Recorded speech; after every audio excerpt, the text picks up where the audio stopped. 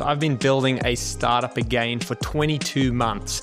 But unfortunately, nothing prepares you for the highs and lows of starting and building a business. But I want to find out if building our last business was just luck or if we can do it all over again. So I'm going to show you some of the epic work we've been doing on the ground with our customers and one of the biggest distractions in the way. And let's not forget the security threat that almost took the whole business down.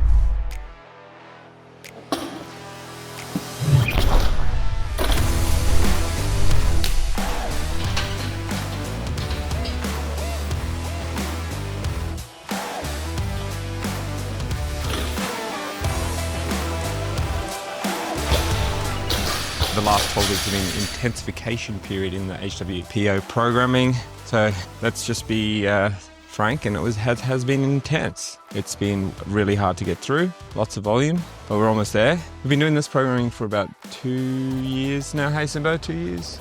Yeah, about 2 years now. So we're gonna probably swap to the HWPO strength, which is bench, squat, and deadlift focused, because I'm getting too old for the rest of this, I just feel. The body's starting to struggle, but nah, we just want something different. Get a little bit more jacked. So yeah, it's gonna be good. What's wrong, Sim? 22 minutes of hell. I don't want to do that ever again. Can you tell me more? Because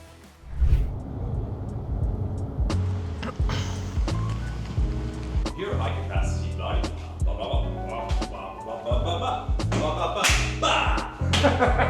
All right, just finished up at Slodo, recording all the ads. This was so much fun. We literally spent all the time in there just filming hooks, working through the script, so much writing, so much ideation. We flew the drone in, we did everything. We got so much content. So we're now excited. So what the next step is, we are going to edit these, see what can come up. Hopefully they're funny. Hopefully people find them as funny as we did. So very exciting. And I can show you guys later on in the future when they're all done, but it's so cool to see. And all the content's slowly starting to pay off. Everything's starting to gain momentum. One of the most rewarding parts about building a business like ClipFlow is that you actually can help other businesses, you know? Just come and work with Slodo and see what you can create. It's just, there's something special about it, right? Just helping other people achieve things. And content is a great way to solve a lot of problems these days. Just having a whole bunch of fun, to be honest. It shouldn't... Thanks for ruining my end outtake. So much color. All right, what a day. So today we had our 90-day reviews with everyone at the business, which can always go in many directions. But it also really highlights, I think, for me, just failures as a founder, right? Like, in the end of the day, it's not the people or the employees' fault for what happens in the business or how they're performing. It actually really boils down to the founders or the people leading them. It's their responsibility. So it's always a tough pill to swallow because, especially in the early days of a business, you can't really give people the attention that they need. Like, one of the core things that we look for when hiring at this stage is looking for people that can just execute without really any guidance. Like, that's the ideal, that's the unicorn. So it's very challenging, right? Because like, you expect people to be able to do that. And then, you know, if they can't do that, in the end of the day, it's just the founder's fault. That's the real problem. So it's always... It can be a hard conversation, right? Because you want those certain things, and unfortunately you can't fire the founder. It is a hard place to be. So it's one of those things. Today we had some hard conversations, right? Not the best, not the most positive sometimes. Yeah, it's one of those things. And it definitely helps us as founders reflect on where we are failing. And in the end of the day, the 90-day reviews are actually most useful or valuable to us.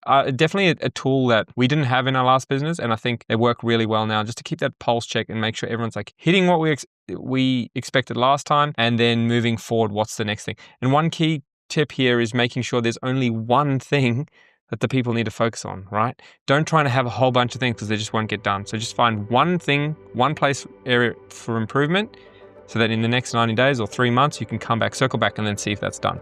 Then do the next thing. So yeah, one of those days.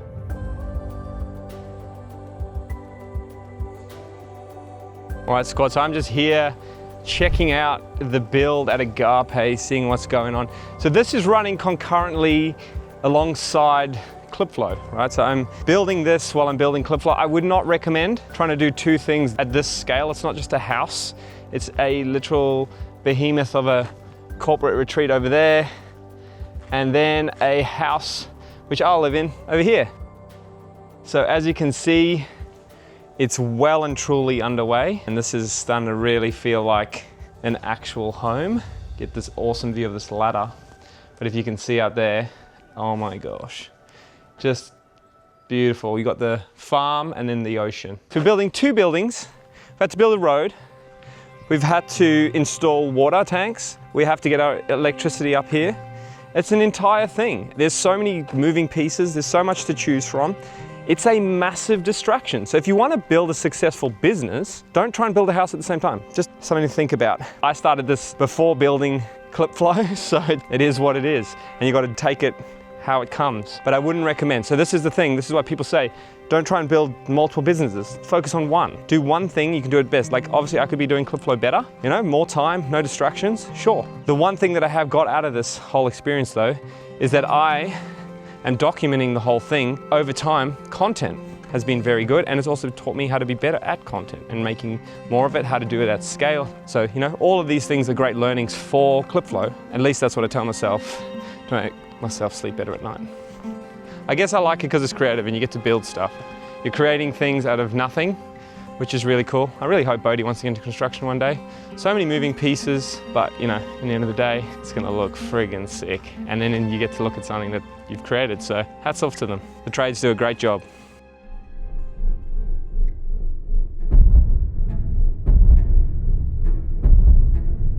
I'm sure you've heard of the Shai-Hulud NPM worm by now, but Uh-oh, here we go again. Another week, another major NPM supply chain attack. Oh boy, a bunch of NPM packages got exploited. Again. For like the 5th time this year. Kieran just messaged me while I was at the dog park and asked if I'd been pushing things to the main repos, like the ClipFlow repos, and I hadn't been. I can't. I don't have access to that. Well, everything's been wiped out of those repos, so that's fun. The hackers behind the Shai-Hulud worm released V2 this week, which affected 490 NPM packages, which is insane. It really highlighted to us just how easily someone could get popped. Routine maintenance, right? It's very important to update packages. It's one of the things we do regularly in ClipFlow. And it's quite scary to how easily we could have fallen trapped to this thing. We obviously went into mission critical mode. We researched all the best practices and are implementing them inside of ClipFlow in the systems. One of the easiest ones for us to kind of get installed was upgrading from Yarn 1 to Yarn 4, which is a much more modern package manager. The new version. And what that does is allows us to set down cooldown periods so we don't have to fetch. And I can actually give you the exact setting is the NPM minimal age gate. So what we're doing here is now we're saying any package that's younger than 7 days old doesn't exist in our minds. So when NPM goes to look for that package, it won't find it. Can't get hit by 0 day. Obviously 7 days is okay. You could extend that out further to be safer. I've also got enable harden mode. We've, really tightened up NPM and Yarn so that it is harder to get hit by this. Now that doesn't protect you like guarantee protection, but it does help. So that's one of the things we've been doing. It does take a bit of time, right? Like we had to update Node, we've updated Yarn, we updated our Docker images. All these things needed to be like really actioned just because this thing's crazy scary. Like it scans and then it publishes all your keys in the internet. And the worst part I think about it was it actually publishes to other people's accounts. So you could look in your repo and go, I'm clean, but it's actually been published somewhere else. Very important. And I think especially in the days of like, when you're just jamming on vibe coding, which is something that some of the team play with here, it can just slip in. Cursor just says, here, upload this package. Do you want me to run that? Do you want me to install that? Cool, you do it and you're cooked. So very scary, I think, just how many people have been affected. It affected PostHog. We use PostHog. Thankfully, we were on the old version. We hadn't updated this, but it could easily happen. So this is what scared me the most. So important, please. Keep your shit updated. Next thing is I've been talking to my brother-in-law who works in security and cyber and stuff like that. So he helps us with all the IT and, the importance of running a work computer versus a personal. If you are starting a business, if you're running a SaaS company, yes, it's expensive to get people laptops, but you do it so that you can run certain things. We're going to be running like things like Huntress and Defender for endpoint. So we have control of the computers. If we need to wipe it, we can. And it doesn't affect the employee's personal stuff. So it's important. It costs money. That's fine. Licenses for these things like CrowdStrike, all that costs money. But what does it cost if someone takes all your gear? What does it cost if someone tries to extort you? What does it cost if like the whole business is down? What do you lose for your brand if someone steals data? Those things are important. So things like that we're doing in ClipFlow, and thankfully we've done this all the time, like lock your main and your production branches, right? So no one can push from a computer to them. SSO is a good start, but also have a look at two-factor authentication. Make sure you're 2FAing everything. So if a session gets hijacked and from different IP, like at least have that there. Obviously, all these things don't make you impenetrable. There's always a way through, but having these things makes it harder, right? And it does bulk up your security. And it's just things that people don't think about. So we want to be doing that. So we've got 2FA on that. Anything database access, the minimum number of people. Now, obviously, this creates key man risk, which is annoying. At the same time, the more people you have involved, the attack surface is bigger. So you have more people to hack, etc., etc. So you have to find that balance, backing up everything. Where's everything backed up? If it doesn't exist in two places, it doesn't exist. So if you don't back up your gear, mate, you're cooked. So make sure you're backing up, locally, make sure you're backing up to the cloud, elsewhere, offsite. All of these things are important. And I think these kind of little scares, I guess, that come through, just you need to focus on them. Don't just go, it won't happen to me. Because it can. I've always taken security very seriously